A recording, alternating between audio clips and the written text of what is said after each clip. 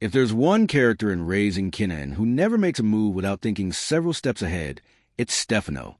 While everyone else is distracted by revenge, family drama, and expanding their businesses, Stefano stays quiet. He watches, listens, and waits. That's exactly why I think RAQ should be worried. Not because she's losing control, but because she may not realize she's becoming Stefano's biggest problem. At first glance, RAQ seems to be doing exactly what she should.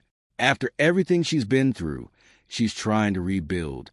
She's looking for new business opportunities, making fresh partnerships, and finding ways to keep her family afloat. It feels like she's finally moving away from constant survival mode and thinking about the future. But in the world of power, success can be just as dangerous as failure. The more successful RAQ becomes, the more attention she attracts. People start asking whether she's becoming too powerful. And that's where Stefano comes into the picture. One thing we've learned about Stefano is that he doesn't solve problems emotionally. He isn't the type to start a war because someone insults him. Instead, he thinks like a businessman. If someone threatens a balance of power or creates unnecessary risk, he deals with them when the timing is right. That's why I don't think Stefano sees RAQ as a personal enemy. I think he sees her as a future obstacle. Look at RAQ's history. She has survived betrayals, gang wars, and constant attacks. Every time someone thinks they've beaten her, she finds another way to come back stronger.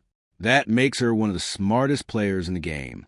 But it also makes her unpredictable.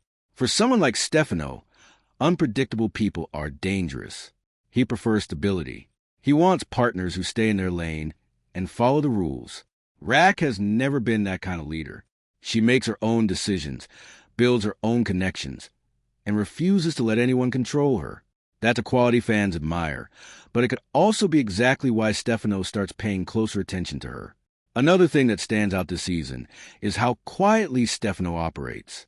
He rarely raises his voice. He doesn't need long speeches or public threats. His silence often says more than his words. That tells me he's always planning. While RAQ is focused on expanding, Stefano may already be studying her organization.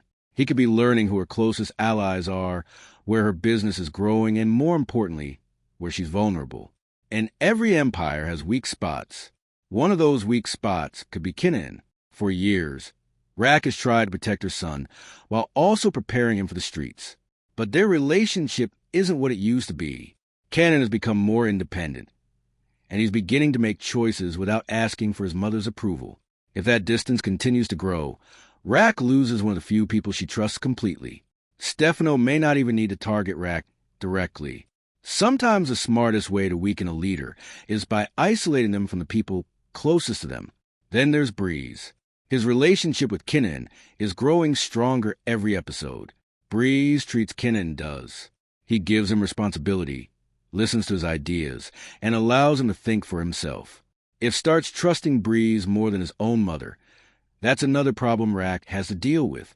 While she's trying to build an empire, she could be slowly losing control of the one relationship that matters most. And Stefano might simply sit back and let it happen. That's what makes him dangerous. He doesn't always need to create conflict.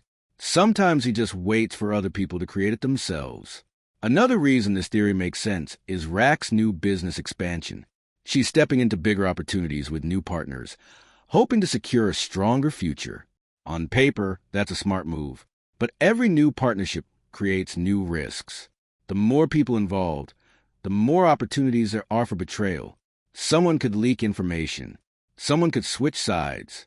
Someone could decide that working with Stefano is safer than working with RAQ. We've seen these kinds of power shifts happen throughout the power universe before. Nobody stays on top forever. What's interesting is that Stefano doesn't seem like someone who enjoys unnecessary violence. If he decides RAQ has become a problem, he may not rush to eliminate her. He could try something even smarter. He could pressure her financially. He could take away her allies. He could slowly close every door until she has nowhere left to turn. That's often more effective than starting a shooting war. And it's exactly the kind of strategy someone like Stefano would use. Of course, it's also possible that Stefano wants RAQ alive because she's useful. She's experienced. She knows the streets. She knows how to solve problems. Maybe his goal isn't to destroy her. Maybe it's to force her into working under his control. The problem is that RAQ has never been the kind of person who follows someone else's orders.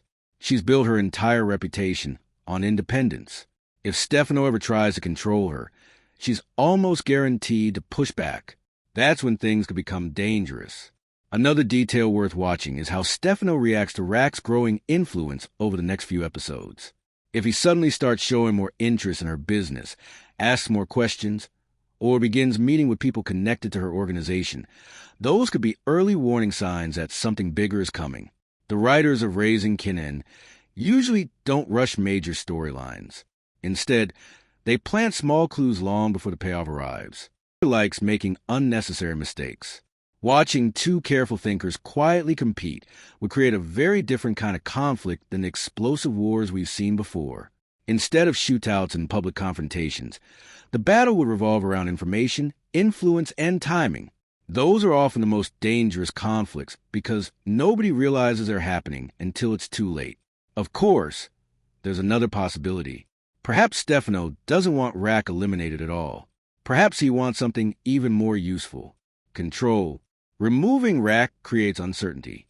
Controlling her organization creates profit. If he believes he can pressure RAQ into working under his influence, that may be the smarter long-term strategy. This would create an entirely different challenge. RAQ has never responded well to people trying to control her. If she's forced into choosing between independence and survival, we already know which option she prefers. That refusal to submit has defined her character since the beginning of the series. It's also what makes her dangerous. Ironically, the same quality that has kept RAQ alive could be the very thing that puts her in STEFANO's sights. Strong leaders rarely fear weak opponents. They fear leaders who refuse to be controlled. Looking ahead, Episode 4 could quietly begin planting seeds for a much larger confrontation later in the season. Don't expect STEFANO to suddenly declare war. That's not his style. Instead, watch the smaller moments. Watch who he meets. Watch who suddenly changes their attitude toward RAQ. Watch which business opportunities become more complicated than expected. The clues may already be there. And if this theory proves accurate, viewers may eventually look back at those early scenes and realize the conflict had already begun long before anyone fired a shot. At the heart of this theory is a simple idea. RAQ isn't just rebuilding her empire. She's becoming influential again.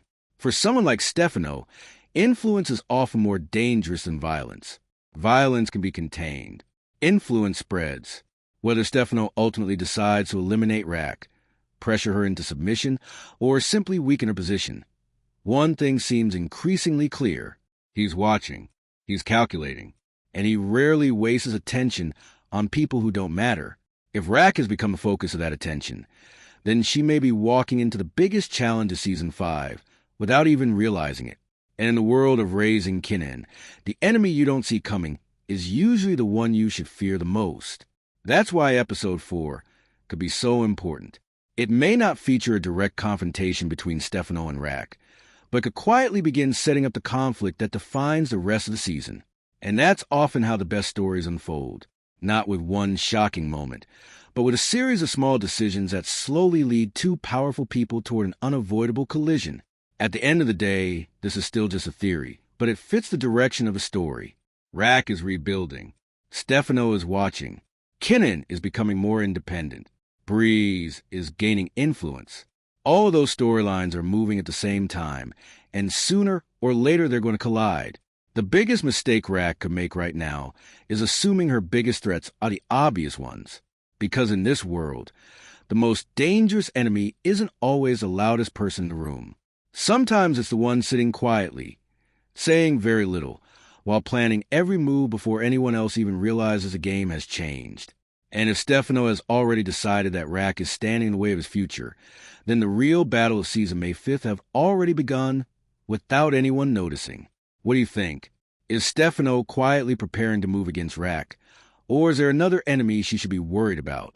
Let me know your theory in the comments. And if you enjoyed this video, don't forget to like, subscribe, and turn on notifications so you don't miss our next Raising Kenan breakdown.